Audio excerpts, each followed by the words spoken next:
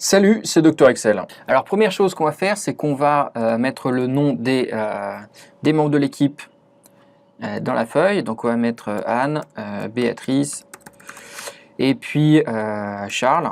Voilà. Et puis tu peux en rajouter d'autres ensuite. Il suffira de faire un copier-coller des colonnes. Donc voilà, on va centrer un peu.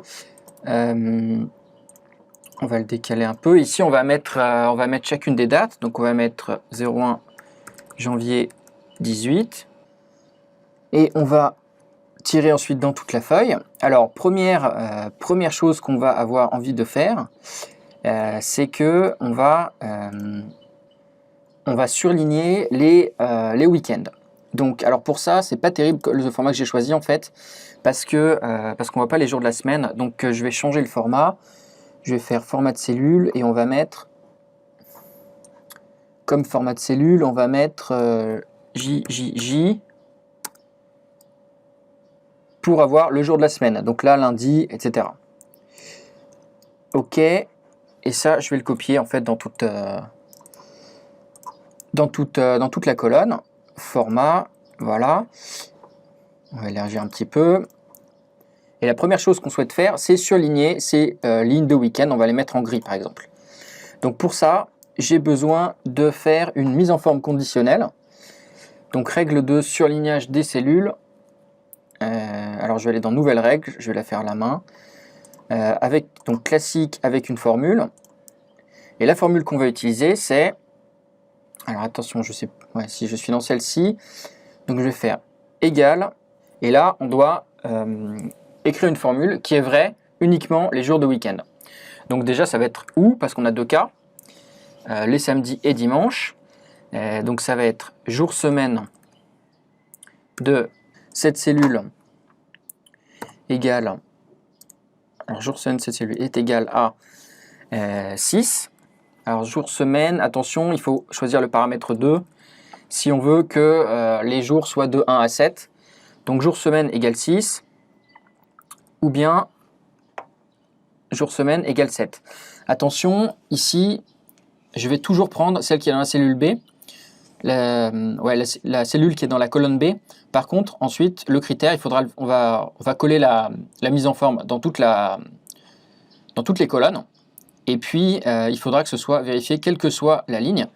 Donc, on va laisser la ligne en référence relative. Par contre, la colonne, elle sera absolue. Ce qui fait qu'à chaque fois, quelle que soit la colonne dans laquelle on se place, et quelle que soit la ligne, on ira toujours chercher le contenu de cette ligne, mais dans la colonne B. Donc ici, jour-semaine $B9 2 égale 6. Alors par contre, ici, c'est un point virgule. Hop, hop, hop, qu'est-ce que j'ai fait?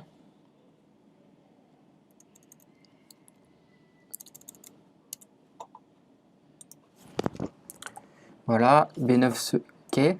Et ici, le deuxième cas, c'est si c'est égal à 7.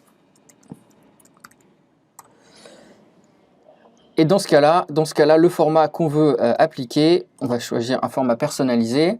On va juste mettre...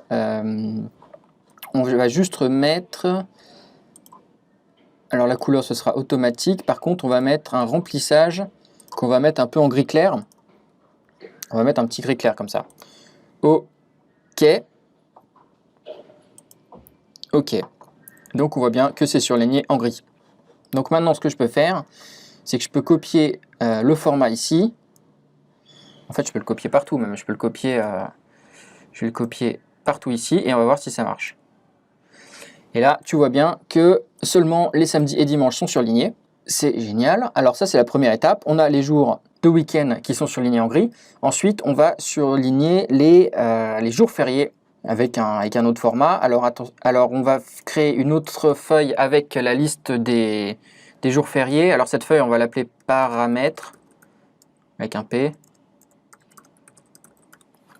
Paramètres. Quand tu as des listes ou en fait, tes paramètres qui ne bougent jamais, c'est bien de les mettre sur une feuille séparée. Comme ça, dans une feuille, tu as toutes tes valeurs constantes pour ton fichier de calcul. Et tu risques pas de faire un calcul par-dessus, tu vois. Parce que si je les mettais là, je ne sais pas ce que je peux avoir envie de calculer après, mais je risque d'effacer mes paramètres. Donc dans ces paramètres, on va mettre la date et puis le jour férié.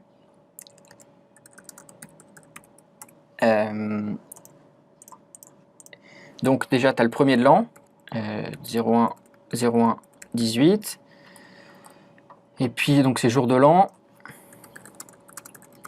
Alors, je ne vais pas mettre tous les jours fériés. Je l'ai déjà fait, il me semble, un tutoriel sur le calcul de tous les jours fériés. Tu pourras regarder le fichier. D'ailleurs, je vais te mettre le lien vers ce tutoriel en dessous de la vidéo. Comme ça, tu pourras le refaire ou tu pourras l'importer. Je vais juste en mettre un ou deux au pif pour qu'on voit le fonctionnement et puis te montrer comment réaliser le fichier. Donc, on va mettre le, je sais pas, le 12 janvier aussi. Je sais pas, parce que ça peut être comme jour férié. On va voir comment c'est pris en compte. On va en rajouter d'autres. On va mettre le 17, je sais pas, le 17 janvier 2018. Alors le 12 et le 17, ça tombe vendredi, et puis l'autre, ça tombe un mercredi. Génial. Donc on les verra bien, ce ne sera pas effacé par les week-ends. Donc une fois qu'on a cette liste-là, on va créer, donc ici, on va créer cette table, on va l'appeler jour férié, ou vacances plutôt, comme ça tient en un seul mot, temps vacances. Et maintenant, pareil, je vais mettre une mise en forme conditionnelle pour que si un jour est un jour de vacances, qui est dans cette liste ici, il soit affecté avec un format spécial pour qu'on le voit bien sur notre planning. Alors, donc je vais faire une mise en forme conditionnelle, nouvelle règle, classique avec des formules. Et alors, ça va être un peu la même chose, ça va être égal. Et là, on cherche une formule qui doit être vraie uniquement si on a un jour férié dans le tableau. Donc, on va vérifier, on va prendre la valeur du jour de la ligne en question. Alors attention, ici on cherche toujours dans la colonne B et pareil, la ligne est en référence relative. Et comment savoir si c'est un jour férié? En fait, on va aller chercher dans le tableau avec la fonction recherche V. Donc je vais chercher cette date-là, toujours la même.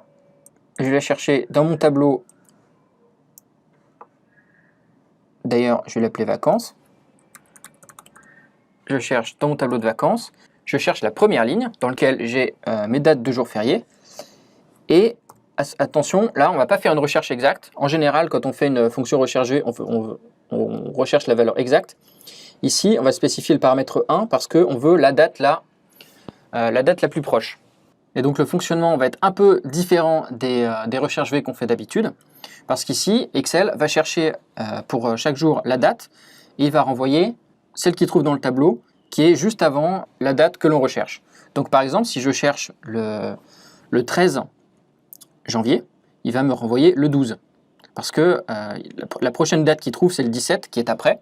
Donc il me renvoie la dernière date, avant la date recherchée, qu'il trouve dans le tableau. Et donc si la date que l'on recherche n'est pas un jour férié, ben, il va nous renvoyer le dernier jour férié avant la date qu'on recherche. Par contre, si la date est un jour férié, il va la trouver dans le tableau et il va renvoyer cette même date. Donc, j'utilise la recherche avec la valeur proche. Et est-ce que ma formule est bien fermée? Oui, ça doit être ça. Et on va personnaliser le format.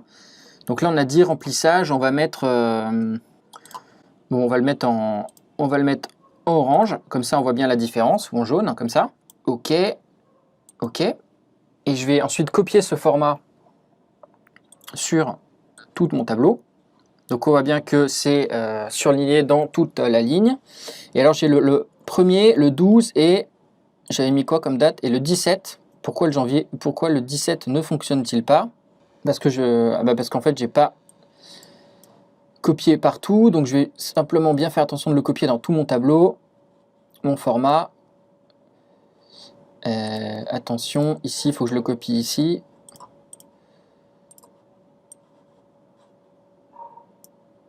Voilà. Donc là, j'ai bien mon format qui s'applique. Tiens, qu'est-ce que c'est que ça? Qui s'applique sur tous mes jours fériés. Et puis, si je change, si je mets par exemple ici le 12, si je le mets le 11 plutôt, 11 janvier, il apparaît bien comme férié. Donc, ça, c'était les jours fériés. Donc, je te rappelle que, je te mettrai la liste des jours fériés ensuite. Mais je vais passer sur le calcul des jours fériés. Maintenant qu'on a un planning qui est fait, on va commencer à pouvoir organiser l'équipe. Alors ce qu'on va faire dans les paramètres, on va créer une liste qui va s'appeler absence. Absence, et alors tu peux avoir des motifs d'absence différents. Par exemple, tu peux avoir, je sais pas moi, congé. Tu peux avoir en maladie, un congé maladie, enfin congé en vacances, congé maladie ou formation par exemple. Et ça va être la liste des motifs d'absence dans l'équipe. Alors tu peux en rajouter bien sûr, hein, tu peux faire en fonction de ton activité ou de tes besoins. Cette liste-là, on va l'appeler absence. Et du coup, dans chacune des cellules, on va donner l'option de pouvoir choisir un de ces motifs d'absence dans le planning. Donc, alors je vais le mettre pour le 1er janvier, même si comme ça on pourra copier dans tout le tableau, même si évidemment le 1er janvier, comme il est férié, il n'y aura pas de motif d'absence supplémentaire à renseigner. Mais ce que je vais inscrire, je vais mettre dans le menu données, hop, validation des données. Alors d'ailleurs, je vais le sélectionner directement pour toute la ligne. Validation des données, j'autorise une seule liste et c'est la liste absence. Voilà, OK.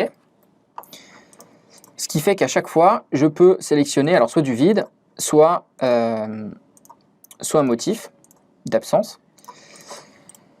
Et ça, donc, je vais le répercuter dans tout mon tableau. Sauf que j'ai copié le format, mais la mise en forme conditionnelle, ça ne fonctionne pas. Du coup, je vais en fait faire glisser comme ça. En fait, c'est les valeurs qu'il faut coller. Donc évidemment, ça ne change rien au fichier puisque tout s'appuie sur le format. Par contre, ici, j'ai bien les listes déroulantes. Et on va mettre différents motifs d'absence à chaque fois. Donc congé, maladie, formation. Voilà, donc une fois de plus, on va centrer. Et alors, on peut faire un format conditionnel maintenant sur chacun de ces motifs d'absence pour les mettre en valeur différemment. Donc par exemple, congé, on va faire une nouvelle règle si on va appliquer une mise en forme seulement si ça contient un congé. Et à ce moment-là, le format qu'on utilise, ça va être couleur d'arrière-plan, on va mettre en orange par exemple, ou on va mettre en, je sais pas, en vert comme ça. OK. Avec, on va mettre une police normale, automatique, voilà. OK.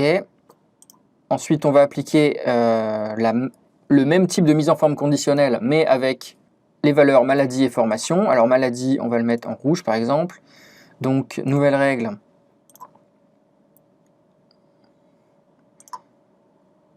Et uniquement aux cellules contenant, on a dit maladie.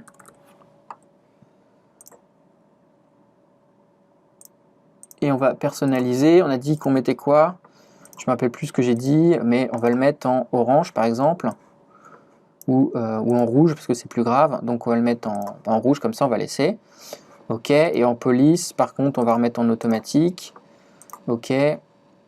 Donc maladie. Donc là, si je change maladie, ça change en rouge. Et pareil, mise en forme conditionnelle pour formation.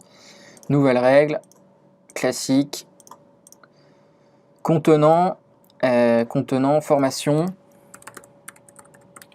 Et puis ça, on va le mettre en bleu, format personnalisé, couleur automatique, remplissage en bleu clair, ici.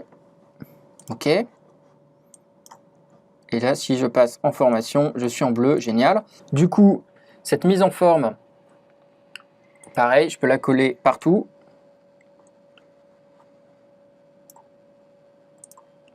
Ce qui ne me change rien sur le reste du tableau, ça va simplement impacter si j'ai des valeurs ici, dans mon planning. Voilà, donc maintenant, ce que je peux faire, c'est que je peux compter, par exemple, les jours d'absence de chacun des employés. Enfin, des employés ou des membres de l'équipe, hein, c'est pas obligé d'être des employés, ça peut être dans ton association ou ce que tu veux. Alors, ce que je vais faire ici, c'est que je vais figer les volets. Enfin, je l'ai figé une ligne trop haut. Voilà, ici, comme ça, j'ai toujours les membres de l'équipe comme ça en haut. Et maintenant, ce que je peux faire, c'est que, donc là, je vais mettre le planning. Et puis dans la première feuille, on va mettre un résumé, par exemple, un résumé des absences. Donc, on a dit paramètres. Alors, on va prendre la même chose pour les motifs d'absence. Pour les employés, on va prendre la même chose. On va le copier, on va le coller ici. Et pour compter chacun des motifs d'absence,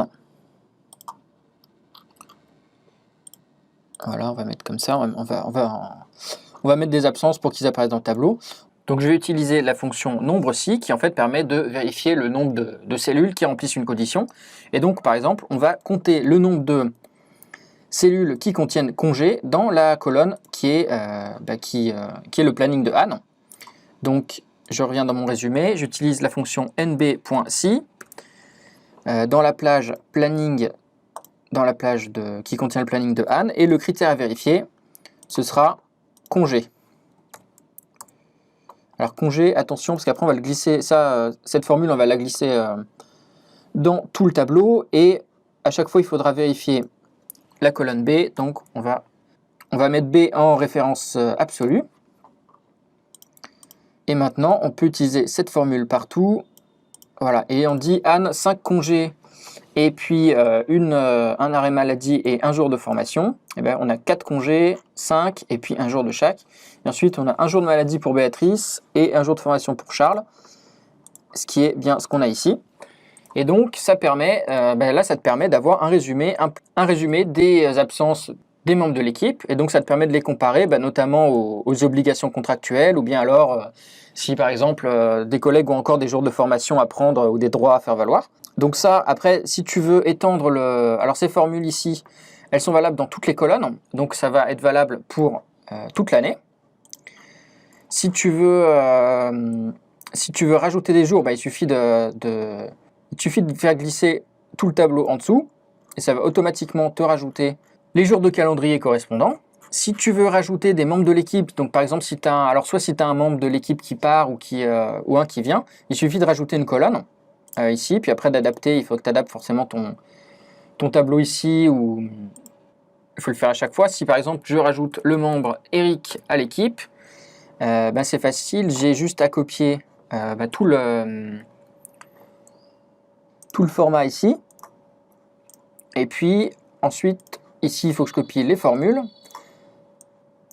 Alors attention ici, d'ailleurs on peut même le faire pointer sur le planning, on va le faire pointer ici. Du coup, on va corriger le format parce que j'ai tout cassé. Mais maintenant, il suffit de rajouter, il suffit d'étirer la formule, ça te prendra aussi en compte les nouveaux membres d'équipe. Et puis, il faut mettre aussi les valeurs conditionnelles. Alors ça, c'est un peu plus compliqué parce qu'il faut... Est-ce que je peux faire ça? Si je fais copier, collage spécial, juste la validation, je peux coller juste la validation de données aussi. Ce qui me fait que j'ai bien les listes déroulantes aussi. Et à ce moment-là, je peux rajouter, comme prévu, les activités du nouveau collègue dans les tableaux. Et puis voilà, on a un tableau sur lequel on peut travailler et on peut commencer à planifier l'activité de l'équipe. Donc tu peux planifier qui sera absent ou qui sera présent dans ton équipe. Alors je te laisse télécharger le fichier en dessous si tu veux l'utiliser directement ou si tu veux l'adapter, ou juste si tu veux voir les formules.